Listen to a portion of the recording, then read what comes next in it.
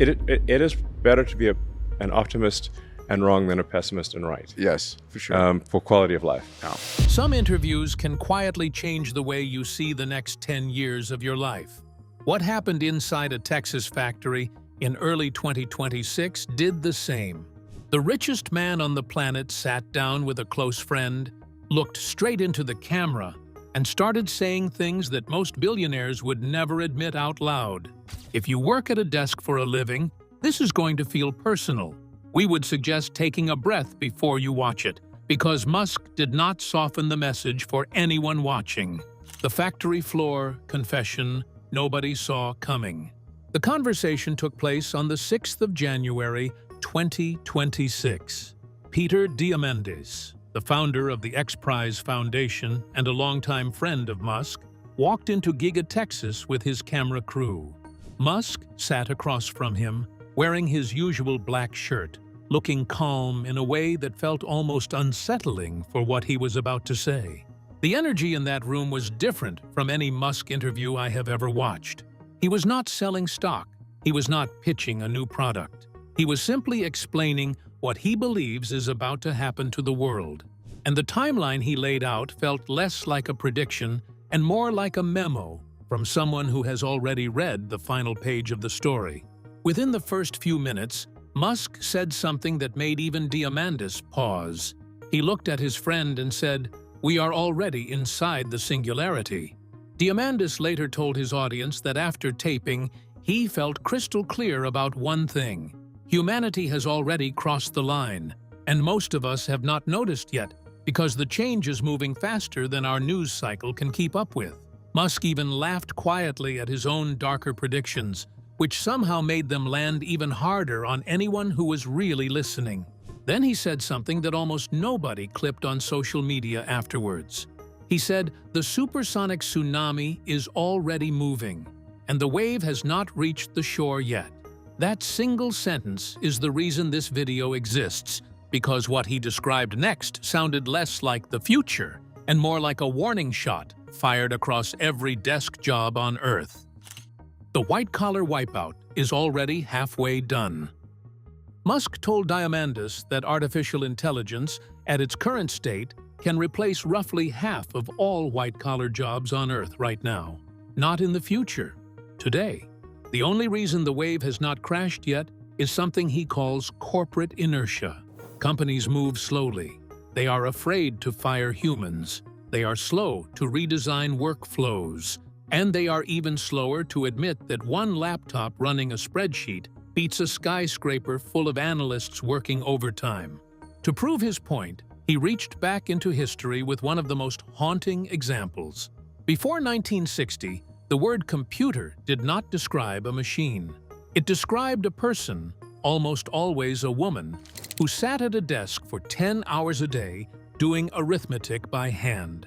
NASA literally had rooms full of these workers during the space race. Katherine Johnson, Dorothy Vaughan, and Mary Jackson were among them, and their story later became the film Hidden Figures. Skyscrapers across Manhattan were once filled floor after floor with these workers, copying numbers between paper ledgers under fluorescent lights. Then one laptop with a spreadsheet arrived, and every single one of those jobs vanished within a generation. Musk argues that this is exactly what is about to happen to lawyers, analysts, marketers, accountants, coders, and middle managers across every industry. Except this time, the wave will not take 20 years to crash. He estimates 3 to 7 years for the full transition. And here is where his honesty surprised me the most. He admitted the next few years will be bumpy in ways governments are not prepared to handle.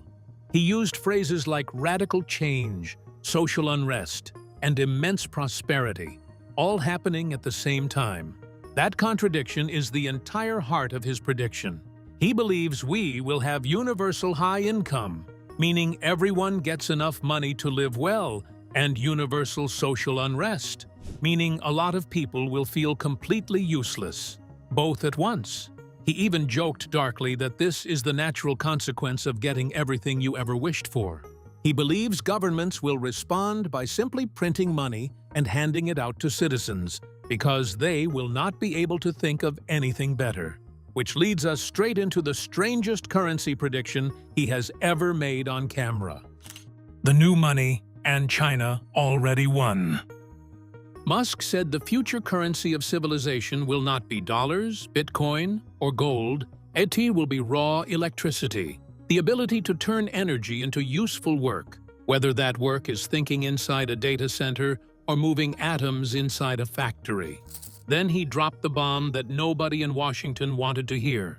He said China has already won the energy race, and the United States is not even close to catching up anymore.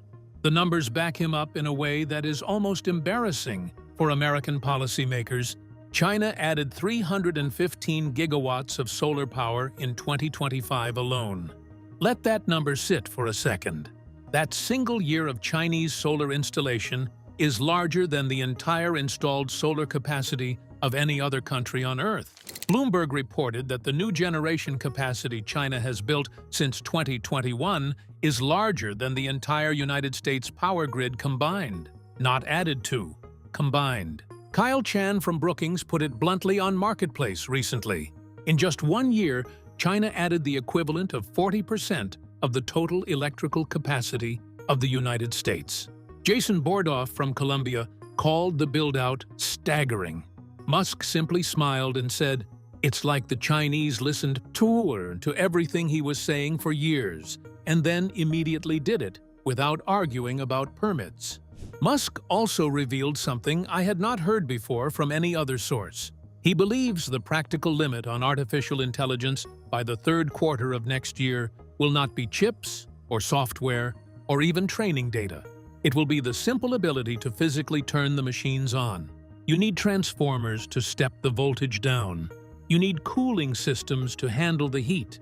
You need backup power for when the grid hiccups for even a few seconds. And you need all of that built before the chips arrive. Because chips sitting in a warehouse cannot think a single thought. This is why he has personally been buying almost every available gas turbine in North America for the last 18 months. He needs them for a project that turned out to be far more controversial than anyone outside the industry expected. And that brings us to a building in Memphis that has its own kind of secret hidden in plain sight. The Memphis Secret and the Million-Student Experiment. The Colossus, 2 data center in Memphis, Tennessee, is the largest artificial intelligence training cluster ever built on planet Earth. Musk announced in mid-January that it had become the first gigawatt-scale training facility in human history. The announcement broke records on social media and triggered a wave of investor excitement that pushed XAI valuations into new territory. Then, satellite imagery told a very different story. Tom's Hardware, citing detailed analysis from Epoch AI, revealed that the actual cooling capacity at the site in January was only about 350 megawatts. The full gigawatt was simply not online yet. By May, it had likely crossed that threshold, but the gap between announcement and reality was real and verifiable. To keep the lights running, XAI built a separate 460-megawatt gas turbine plant across the state border in South Haven, Mississippi. Local regulators granted a 12-month operating waiver. Environmental groups filed lawsuits about unpermitted turbines almost immediately afterwards. This is the messy reality behind the clean promise of artificial intelligence. The cleanest software in the world still needs the dirtiest hardware to run on, and the bill is being paid by communities most of us have never heard of. While Memphis was burning gas to feed the model, Musk was making a very different move down in Central America. On the 11th of December, 2025, he flew to San Salvador and stood next to President Nayib Bukele. Together, they announced that Grok would be deployed across more than 5,000 public schools in El Salvador, reaching over 1 million students. XAI called it the first nationwide artificial intelligence tutor program in human history. What struck me about the interview was how Musk talked about Bukele afterwards. He said the first thing he asked the president when they met was simply, "How are you still alive?"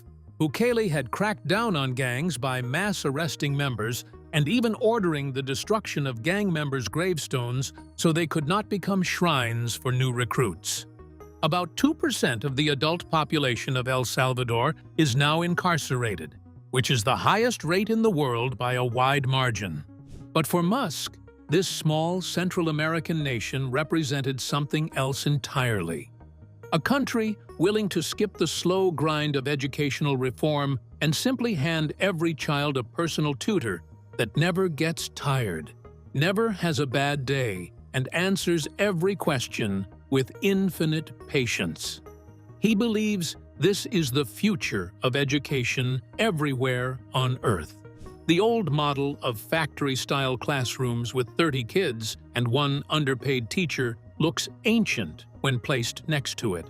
And if education is changing this fast, you can probably imagine what is about to happen to the profession that takes 12 years of school and $250,000 in student debt just to enter. The promise of doubled human lifespans.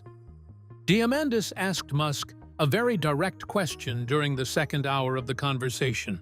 When will an Optimus robot be a better surgeon than the best human surgeons on Earth?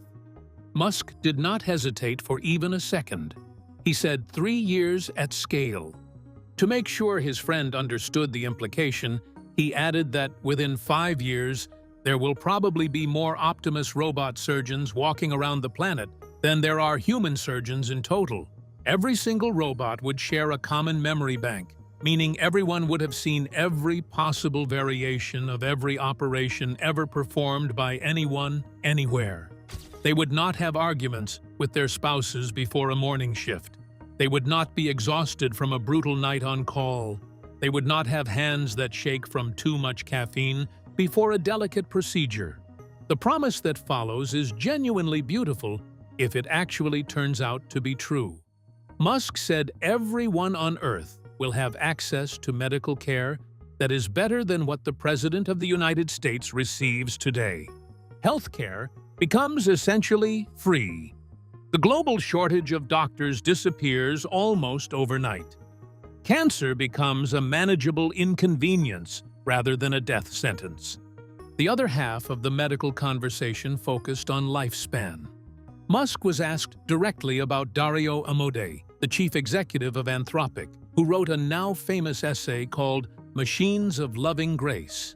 In that essay, Amodei predicted that human lifespans could double within 10 years of powerful artificial intelligence becoming available. Musk basically agreed with the timeline. He said doubling sounds about right for what is coming.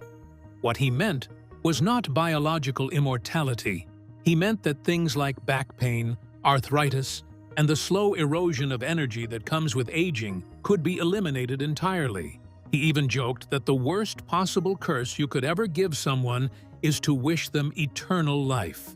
The current health span ranking puts the United States at around 70th place globally, even though it spends more per person on healthcare than any other country in the world. Musk said that the gap will close and then disappear completely within 5 years. If your body can be repaired by a robot and your mind can be educated by an artificial tutor, you really have to start asking what is left for ordinary humans to actually do every day. The hidden truth about Optimus and the hovering roadster.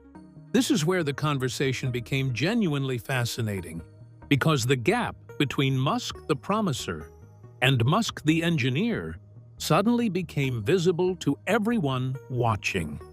Tesla originally promised to deliver 5,000 Optimus units in 2025. According to industry analysts citing the most recent Tesla earnings call, the actual production for the entire year was only a few hundred robots in total, less than 1/10 of the original target. The Optimus version 3 reveal has been pushed from the first quarter of 2026 to mid-year, and Musk admitted during the interview that the delay is partly because competitors do frame-by-frame analysis of every clip Tesla releases publicly. The Fremont factory, the same plant that built the Model S and Model X for the last 14 years, completed its final delivery of those legendary cars in early May. The assembly line that built over 600,000 luxury electric vehicles is now being torn apart to make room for humanoid robot production. Independent analysts at Barclays believe consumer availability of Optimus will not actually arrive until 2028 or 2029, even though Musk insists on a 2027 launch date. Then there is the Roadster. Musk has been promising this car since 2017. Almost a decade later, he finally gave concrete engineering details. The new Roadster will use SpaceX cold gas thrusters built into a pressure vessel where the rear seats would normally sit, 10 thrusters in total. He confirmed the car will hover briefly above the ground, though he did not say for how many seconds. The acceleration target is 0 to 60 miles per hour in roughly 1.1 seconds, which would make it the fastest production car ever built by a wide margin. Musk made one comment about the Roadster that I genuinely cannot stop thinking about days later. He said, if safety is your #1 priority, this is not the car for you. He called it the best of the last of the human-driven cars. There is something quietly poetic and slightly chilling about that phrase. The man who is building the robots that will replace human drivers is also building the final masterpiece of the human driving era before he kills it. Behind all of this sits a question that nobody on stage answered directly. If robots can do everything from surgery to driving to research, what does the rest of civilization actually look like by the end of this decade? The simulation, the stars, and the moment that changes everything. By the end of the interview, Musk had moved past predictions and quietly stepped into pure philosophy. Diamandis asked him whether artificial intelligence will ever be truly conscious. Musk gave an answer I genuinely did not expect from him. He said either everything is conscious or nothing is. There is no comfortable middle ground. He believes consciousness is a continuum that builds up gradually from quarks to atoms to gas clouds to stars to brains. He thinks intelligent life on Earth evolved just barely in time because the sun is slowly expanding, and in another 500 million years, our planet will become uninhabitable like Venus. We have a narrow window to spread beyond this rock before the door closes forever. His plan is exactly that. The Starship version 3 rocket completed its first static fire test of all 33 engines just a few weeks ago. Flight 12 is scheduled to launch from Boca Chica on the 21st of May, which is tomorrow as I am writing this script. The rocket stands 124 meters tall and produces around 9,000 tons of thrust at liftoff, making it the most powerful machine ever built by human hands. Orbital refueling tests are planned for later this year. Musk wants a permanent crewed moon base, not the brief visits of 1969 that he keeps calling a remake of a movie. He wants humans on Mars within 3 to 4 years. Then he said the thing that tied the whole interview together for me. He told Diamandis that we are almost certainly inside a simulation, and the most interesting simulations are the ones that survive the longest. The boring ones get terminated by whoever is running the larger system. He believes the reason our reality keeps producing dramatic moments is that if it ever became boring, the higher-level civilization running the simulation would simply shut it down and start over. When his friend asked what he would do differently if he knew for certain this was a simulation, Musk shrugged casually and said nothing at all. Keep playing the game. Make the story interesting enough to keep the simulation running. What hit me hardest was how casually Musk delivered every single one of these earth-shaking predictions. No drama in his voice, no urgency. Just a man who has clearly thought about all of this for a very long time, telling his friend that the train has already left the station and the rest of us are still arguing about the printed schedule on the wall. So the real question is not whether you believe him today. The question is what you personally plan to do with the next 3 years of your life. Because if even half of what he said during this interview turns out to be true, the world you wake up in by 2029 is going to look almost nothing like the one you are living in right now. What did you think of these predictions, and which one shocked you the most while you were watching? Drop your thoughts in the comments below and let us know if you actually believe him.